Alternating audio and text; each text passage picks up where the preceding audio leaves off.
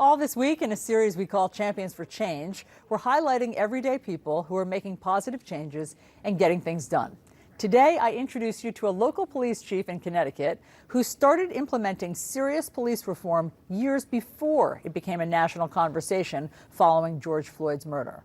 It's not easy to be a beloved cop right now, but as you're about to see, Chief Foti has put in the work with his community, and it's paid off. I think Foti epitomizes what policing should be, realizing that times have changed and the duties of a police officer have changed. I had heard for years that the people in Westport, Connecticut love their police chief. Why do they love their police chief, particularly in this climate of tension? And so I just wanted to find out what he's doing that could be implemented around the rest of the country. All right, so we're gonna get in the car and you're gonna take me for a drive. We're going for a ride. I moved to the US from Greece at the age of 11 and not knowing a word of English. I started as a police officer in 1996. What I've found is that Chief Foti has managed to successfully straddle the line between being pro-cop and pro-community. It's a good stepping stone. Foti started looking into these issues years before George Floyd, when Michael Brown had just been killed. We talked about what needed to change, what didn't. And what I saw out of him was someone who listened, and we saw there was some change in his perspective, but there was change in ours as well for a number of us, because we got to see what you had to deal with. And we saw out of him a commitment to look at what was going on in the police force and establish a set of standards for reform. The day of the George Floyd incident, we were not backpedaling and backtracking and making excuses or even fighting the changes. We had already made the changes. So chokeholds, duty to intervene, they're all common sense. Every police department should be doing this. I think he takes so seriously the idea that he is the police chief of everyone, whether it's the LGBTQ rally, Black Lives Matter. Foti was in the middle of it, showing that he was there. I stand here with you. I marched with you.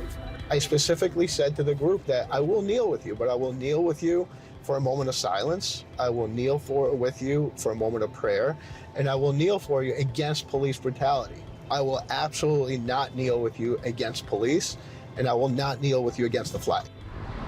I have challenged the status quo. At times I got in trouble for challenging the status quo, but I wouldn't change a thing about it. I think if I didn't, I wouldn't be where I am today. There are a lot of unanswered questions. So for 5 years, in my 20s, I was a reporter at the crime show America's Most Wanted. And then when I worked at that show, it really opened my eyes to all that police do and how the best ones, and I'm not saying there aren't bad ones, but the best ones go above and beyond and really are there for all the right reasons and are doing it for the justice of the community. We hold a lot of different programs so we can get involved with the community. We do a cornhole, which seems to be the up-and-coming thing. It's set up by high school kids, and the officers participate in it. For me, as the police chief, to be in shorts and a t-shirt playing cornhole, I'm just one of them at that point.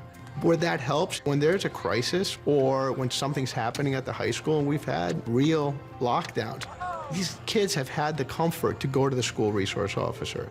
He's walking the walk, literally. People know him. Hey, Foti. He stops to say hello to people. He grants kids wishes. It's showtime. That's right. Let's go have some fun. Go ahead, say we'll be out with green 32. We'll be out with green 32. Come on, come on. Oh, explode. Come on. One more time. You can't fake what Foti does.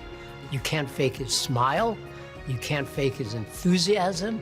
You can't fake his genuineness. What you see with Foti is what you get, and we're lucky to get it.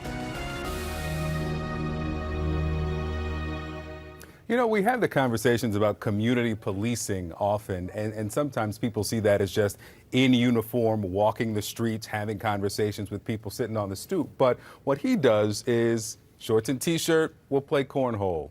I'll meet you at a restaurant, we'll sit and talk, which apparently is working. Absolutely. And I mean, you saw there Dylan, one of the young guys who is volunteering different places, and that he gets a ride along. You know, he is granting kids wishes and all of that stuff. But mostly why I wanted to feature him was because he has implemented these reforms. It's not easy, but he did it years ago, and it pays dividends. I mean, he was just a visionary. He was ahead of his time in doing all of that, and it was necessary, and it worked out. Yeah. Yeah. Great story. Okay, so we will continue to share these inspirational stories all week, and be sure to tune in Saturday at 8 p.m. Eastern for the Champions for Change 1 hour special super inspirational stories.